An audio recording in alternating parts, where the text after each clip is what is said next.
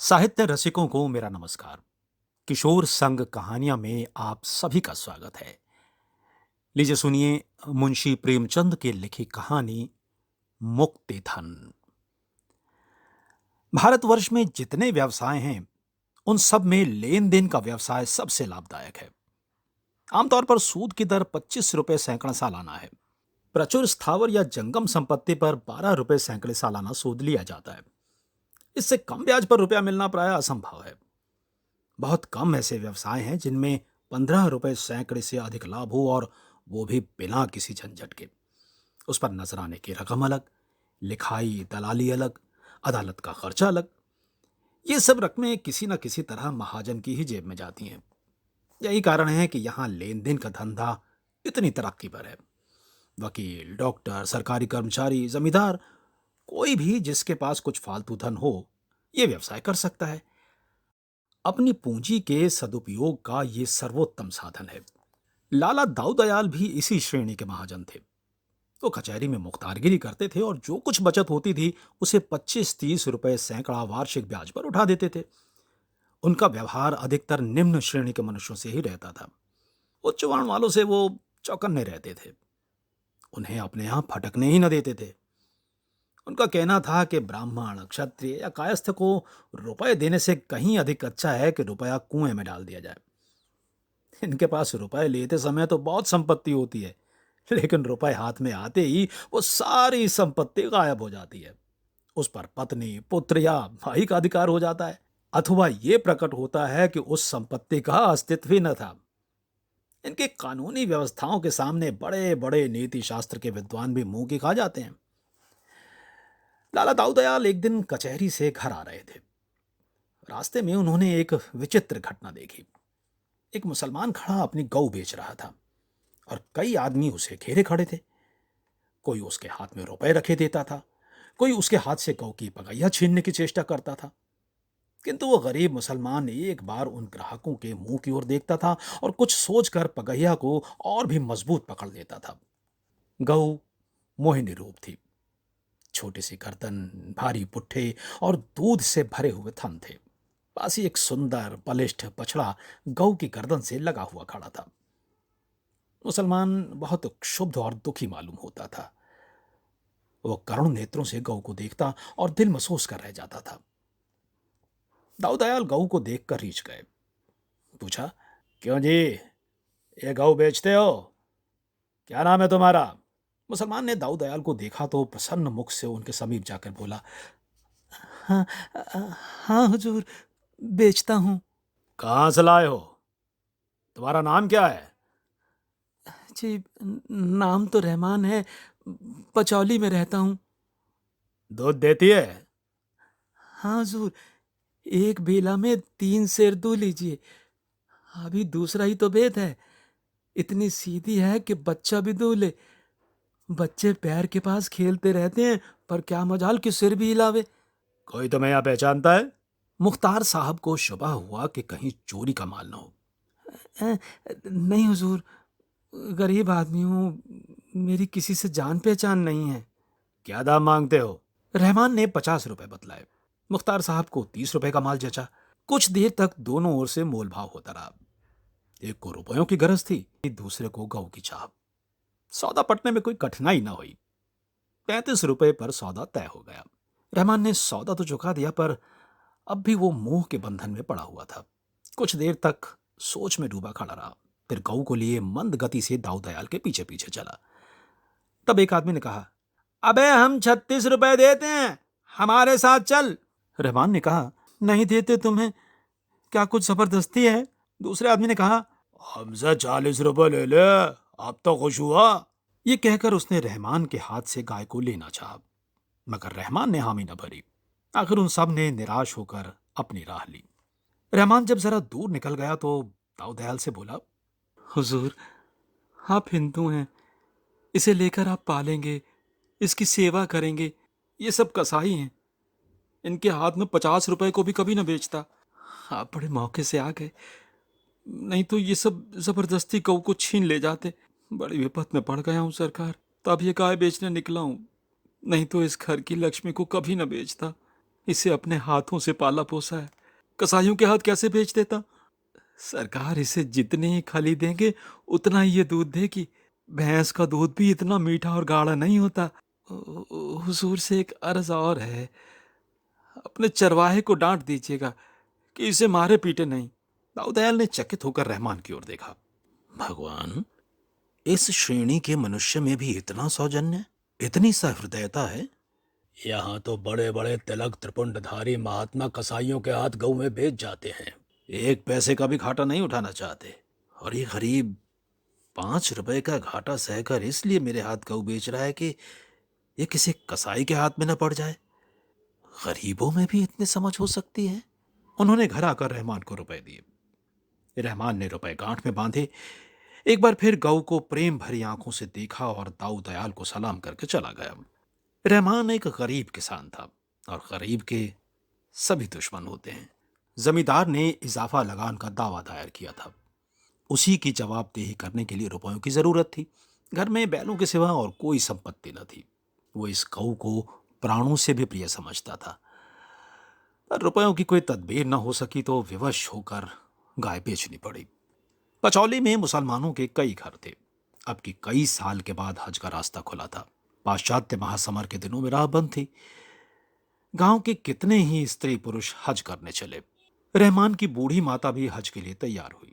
रहमान से बोली, बेटा, इतना सवाब करो, बस मेरे दिल में यही एक अरमान बाकी है। इस अरमान को लिए हुए दुनिया से क्यों जाऊं? खुदा तुमको इस नेकी का फल देगा। मातृभक्ति ग्रामीणों का विशिष्ट गुण है। रहमान के पास इतने रुपए कहाँ थे कि हज के लिए काफी होते, पर माता की आज्ञा कैसे टालता। सोचने लगा, किसी से उधार ले लूं, कुछ अब की ऊख फेर कर दे दूंगा, कुछ अगले साल चुका दूंगा। अल्लाह के फजल से ऊख ऐसी हुई कि कभी ना हुई थी। ये माँ की दुआ का ही फल है। मगर किससे लूं? कम से कम 200 रुपए हों तो काम चले। किसी महाजन से जान पहचान भी तो नहीं है। यहाँ जो एक दो बनिए लेन देन करते हैं वे तो असामियों की गर्दन ही रेतते हैं। चलो लाला ताऊ दयाल के पास, इन सब से तो वही अच्छे हैं। सुना है वादे पर रुपए लेते हैं, किसी तरह नहीं छोड़ते।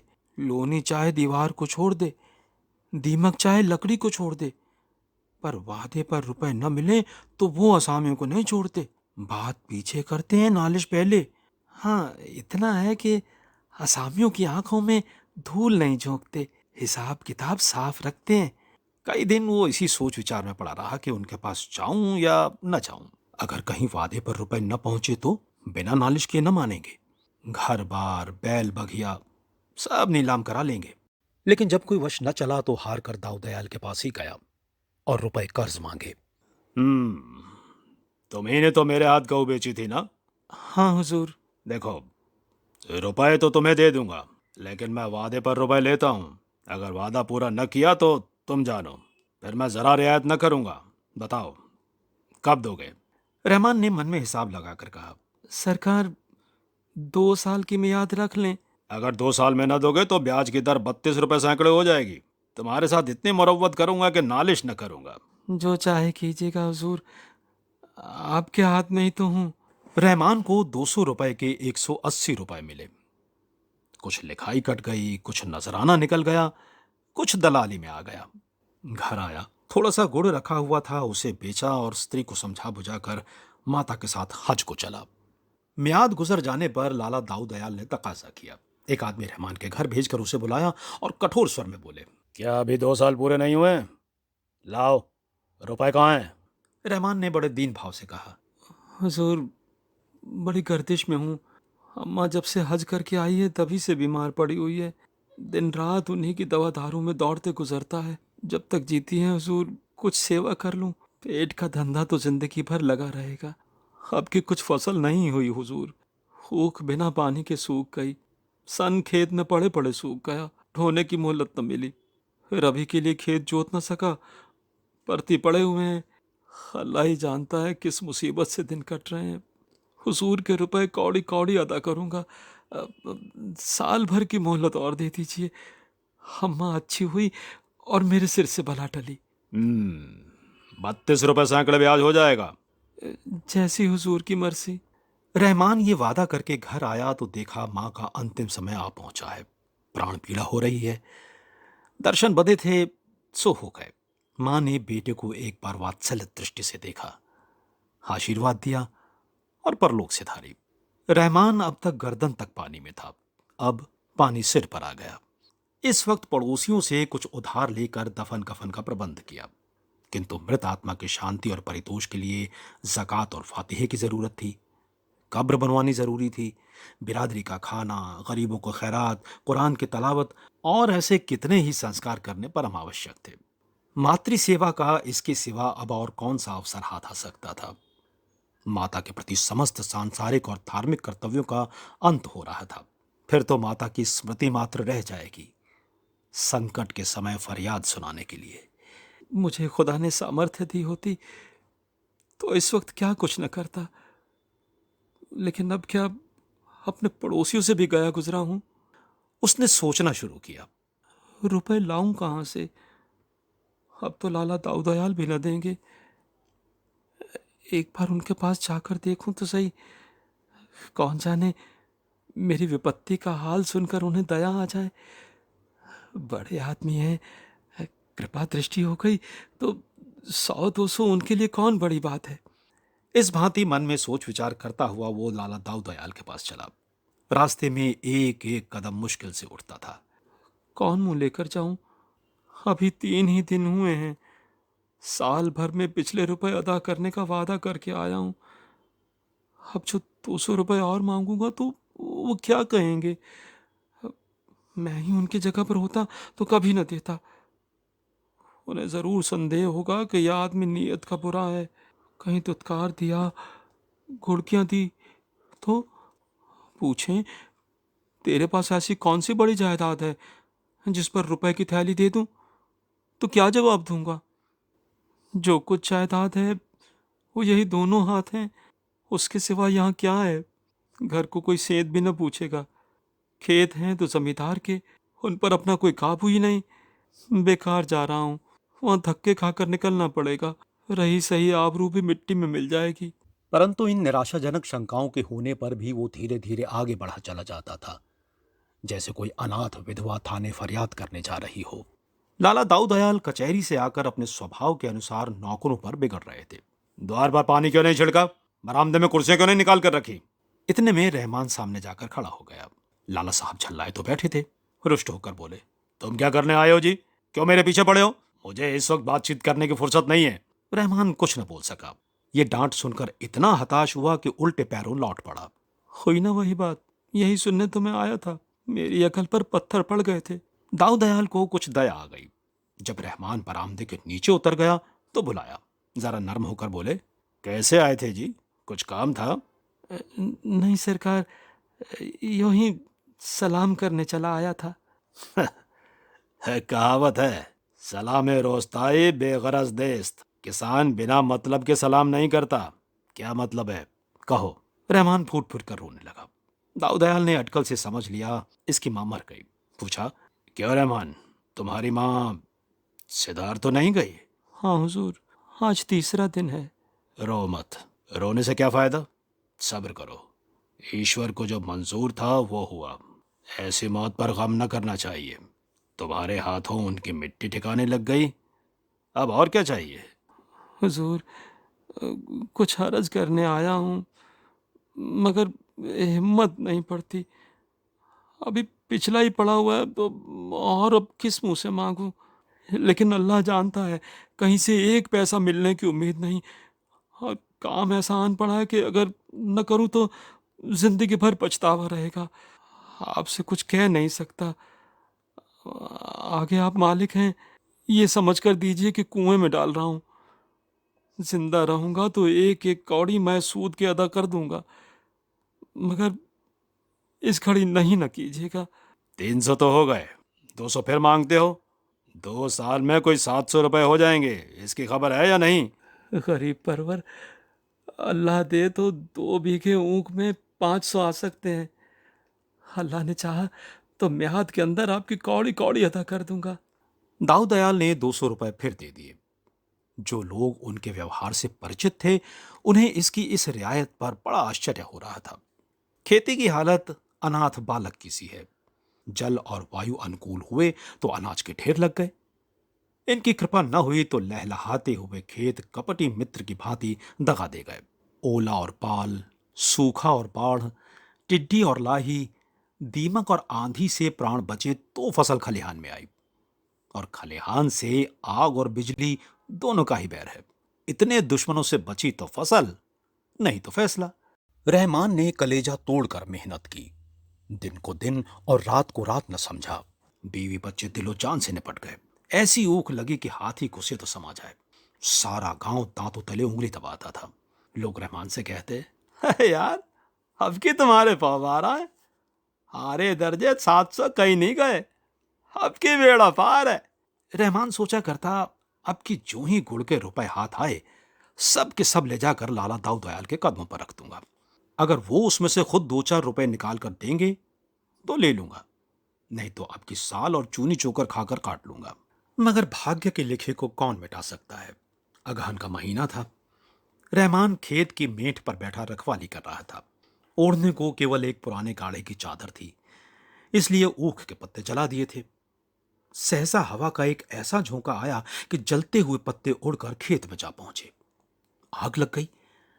गांव के लोग आग बुझाने दौड़े, मगर आग की लपटें टूटते तारों की भांति एक हिस्से से उड़कर दूसरे सिर पर जा पहुंचती थी।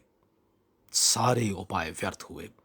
पूरा खेत जलकर राख कठीर हो गया, और खेत के साथ रहमान की सारी अभिलाषाएं नष्ट भ्रष्ट हो गईं। गरीब की कमर टूट गई, दिल बैठ गया, हाथ पांव ढीले हो गए। परोसी हुई थाली सामने से छिन गई। घर आया तो दाऊ दयाल के रुपयों की फिक्र सिर पर सवार हुई। अपनी कुछ फिक्र न थी, बाल बच्चों की भी फिक्र न थी। भूखों मरना और नंगे रहना तो किसान का काम ही है। फिक्र कर्ज की। दूसरा साल बीत रहा है। 2-4 दिन में लाला दाऊ दयाल का आदमी आता होगा, उसे कौन मुंह दिखाऊंगा। चलकर उन्हीं से चिरौरी करूं कि साल भर की मोहलत और दे दीजिए। लेकिन लेकिन साल भर में तो 700 के 900 हो जाएंगे। कहीं नालिश कर दी तो 1000 ही समझो। साल भर में ऐसी क्या हुन बरस जाएगी। बेचारे कितने भले आदमी हैं। 200 रुपये उठाकर दे दिया। खेत भी तो ऐसे नहीं है कि बैल रिहन करके आबरू बचाऊं। बैल भी ऐसे कौन से तैयार है कि 200-400 मिल जाएं। आधे भी तो नहीं रहे। अब इज्जत खुदा के हाथ है। मैं तो अपनी सी करके देख चुका। सुबह का वक्त था। वो अपने खेत की मेट पर खड़ा अपनी तबाही का दृश्य देख रहा था। देखा, दाऊ दयाल का चपरासी कंधे पर लठ रखे चला आ रहा है। प्राण सूख गए। खुदा, अब तू ही इस मुश्किल को आसान कर।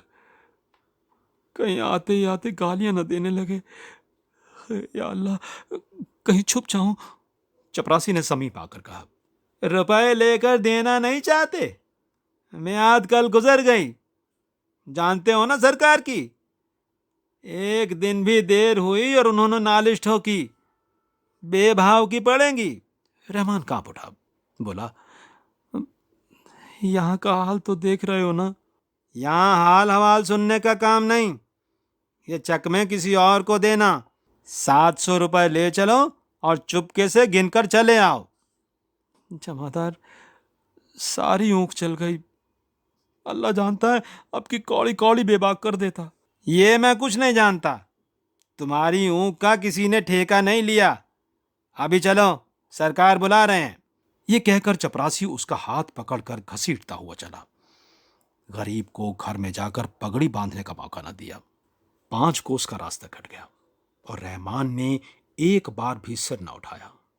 बस रह रहकर या अली मुश्किल कुशा उसके मुंह से निकल जाता था। उसे अब इस नाम का भरोसा था, यही जब हिम्मत को संभाले हुए था। नहीं तो शायद वो वहीं गिर पड़ता।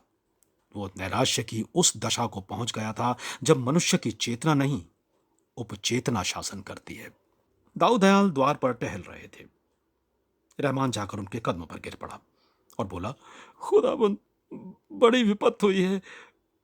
अल्लाह जानता है, कहीं का नहीं रहा। क्या सबूक चल गई? हुजूर सुन चुके हैं क्या? सरकार, जैसे किसी ने खेत में झाड़ू लगा दी हो। गांव के ऊपर ऊख लगी हुई थी गरीब पर। ये दैवी आफत न पड़ी होती तो और तो नहीं कह सकता, हुजूर से उरिन हो जाता। अब क्या सलाह है, देते हो या नालिश करूं? हुजूर मालिक हैं, जो चाहे करें। मैं तो इतना ही जानता हूँ कि हुजूर के रुपए सिर पर हैं और मुझे कौड़ी कौड़ी देनी है। अपनी सोची नहीं होती। 2 बार वादे किए, दोनों बार झूठा पड़ा। अब वादा न करूँगा। जब जो कुछ मिलेगा लाकर हुजूर के कदमों पर रख दूंगा। मेहनत मजूरी से पेट और तन काट कर जिस तरह हो सकेगा आपके रुपए भरूंगा। दाऊ दयाल ने मुस्कुराकर कहा, तुम्हारे मन में इस वक्त सबसे बड़ी कौन सी आरजू है? यही हुजूर, कि आपके रुपए अदा हो जाएं। सच कहता हूँ हुजूर, अल्लाह जानता है। अच्छा तो समझ लो कि मेरे रुपए अदा हो गए। अरे हुजूर, ये कैसे समझ लूं? यहाँ न दूंगा तो वहां देने पड़ेंगे। नहीं रहमान, अब इसकी फिक्र मत करो, मैं तुम्हें आजमाता था। सरकार, ऐसा न कहें। इतना बोझ सिर पर लेकर न मरूंगा। कैसा बोझ जी? मेरा तुम्हारे ऊपर कुछ आता ही नहीं। अगर कुछ आता भी हो तो मैंने माफ कर दिया, यहां भी वहां भी।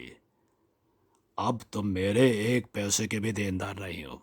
असल में मैंने तुमसे जो कर्ज लिया था वही अदा कर रहा हूं। मैं तुम्हारा कर्जदार हूं, तुम मेरे कर्जदार नहीं हो। तुम्हारी गऊ अब तक मेरे पास है। उसने मुझे कम से कम 800 रुपए का दूध दिया है, 2 बछड़े नफे में अलग। अगर तुमने ये गऊ कसाई को दे दी होती तो मुझे इतना फायदा क्यों कर होता? तुमने उस वक्त 5 रुपए का नुकसान उठाकर गऊ मेरे हाथ बेची थी। वो शराफत मुझे याद है। उस एहसान का बदला चुकाना मेरी ताकत से बाहर है। जब तुम इतने गरीब और नादान होकर एक गऊ की जान के लिए 5 रुपए का नुकसान उठा सकते हो, तो मैं तुम्हारी 100 गुनी हैसियत रखकर अगर 400-500 रुपए माफ कर देता हूं तो कोई बड़ा काम नहीं कर रहा हूं। तुमने भले ही जानकर मेरे ऊपर कोई एहसान न किया हो, पर असल में वो मेरे धर्म पर एहसान था। मैंने भी तो तुम्हें धर्म के काम के लिए ही रुपए दिए थे। बस हम तुम दोनों बराबर हो गए। तुम्हारे दोनों बछड़े मेरे यहाँ हैं, जी चाहे लेते जाओ, तुम्हारी खेती में काम आएंगे। तुम सच्चे और शरीफ आदमी हो, मैं तुम्हारी मदद करने को हमेशा तैयार रहूंगा। इस वक्त भी तुम्हें रुपयों की जरूरत हो तो जितने चाहो ले सकते हो। रहमान को ऐसा मालूम हुआ कि उसके सामने कोई फरिश्ता बैठा हुआ है। मनुष्य उदार हो तो फरिश्ता है और नीच हो तो शैतान। ये दोनों मानवीय वृत्तियों के ही नाम हैं। रहमान के मुंह धन्यवाद के शब्द भी न निकल सके। बड़ी मुश्किल से आंसुओं को रोककर बोला, हुजूर को इस नेकी का बदला खुदा देगा। मैं तो आज से अपने को आपका गुलाम ही समझूंगा। नहीं जी, तुम मेरे दोस्त हो। नहीं हुजूर, गुलाम। गुलाम छुटकारा पाने के लिए जो रुपए देता है उसे मुक्तिधन कहते हैं। तुम बहुत पहले मुक्तिधन अदा कर चुके हो। अब भूल कर भी ये शब्द मुंह से न निकालना। तो ये थी मुंशी प्रेमचंद के लिखी कहानी मुक्तिधन। ये कहानी आपको कैसी लगी कमेंट बॉक्स में कमेंट करके हमें ज़रूर बताइएगा। अगर अच्छी लगी हो तो इसे लाइक ज़रूर कीजिएगा, और अगर आपने अभी तक हमारे चैनल को सब्सक्राइब नहीं किया है तो विश्व के महान साहित्यकारों की अमर कृतियों को सुनने के लिए इसे फौरन सब्सक्राइब करें, और सब्सक्राइब करने के बाद बेल आइकन ज़रूर क्लिक करें ताकि आने वाली प्रस्तुतियों की सूचना तुरंत आप तक पहुंचे। तो मिलता हूं अगली कड़ी में एक और कहानी के साथ। नमस्कार।